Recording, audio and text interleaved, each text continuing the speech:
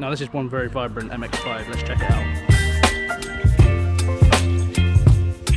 Just noticed it has a matching steering wheel, so that's pretty cool.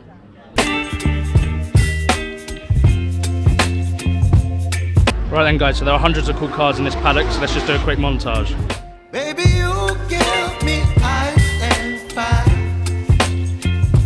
You're giving me wind and rain. You're some kind of butterfly. Baby, you give me midnight. You whip up my appetite. Don't leave me here high and dry. So I keep seeing this trend everywhere, and this is the first car I've seen that's been done up like it. What do you guys think? Let me know in the comment section. Just a quick side note, I've never seen a design on the inside of the wheel like that. That's pretty cool actually.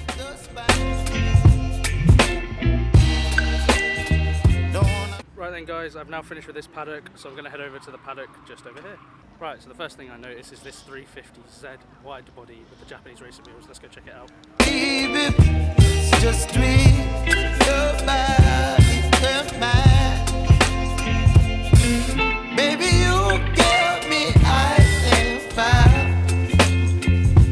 You're giving me wind and rain. You're some kind of butterfly. So I'm currently checking out this exceptional lineup of GTRs, and this one has caught my eye massively. Check out the colour. Baby, you give me midnight. You whip up my appetite. Don't leave me here high and dry. Oh. Right then, so right when I start talking. But I don't wanna jinx it, baby. Let's not get ahead of my time. Oh. So, since I was walking around the other event, there seems to have been an army of GT86s show up, so let's check some of them out. I'm going to start off with this one. Don't wanna miss you, baby.